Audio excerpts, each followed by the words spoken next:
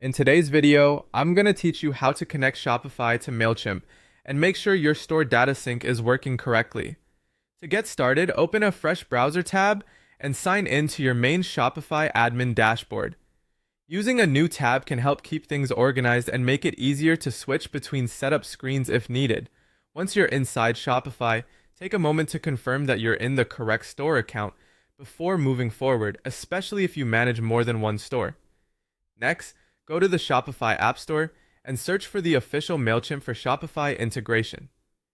It's important to choose the official app so you can avoid compatibility issues and make sure the connection is secure and supported. When you find the app, open its listing and click Install. Shopify may walk you through a few permission screens during this part, so just review the information carefully and continue. After installation, you'll be prompted to authorize the connection between Shopify and Mailchimp.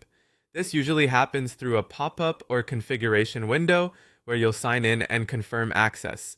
Make sure the account details match the profile you want to connect, since using the wrong account can cause data to sync into the wrong audience or workspace. Once everything looks correct, approve the required permissions so the integration can exchange store and marketing data properly.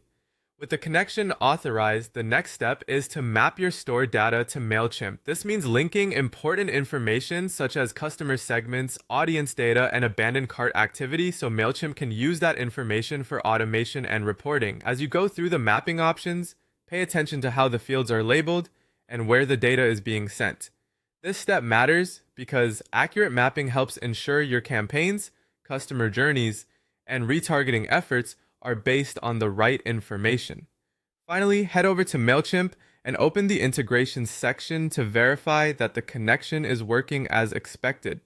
Look for the Shopify integration and review the connection status, sync details, and any available tracking or health indicators. You want to confirm that the data pipeline is active and that store information is flowing in accurately. If something looks delayed, give it a few minutes, since initial syncing can sometimes take a little time. Once everything shows as connected and healthy, your Shopify and Mailchimp integration is ready to use. That's it for setup, and you're now in a good position to start using your store data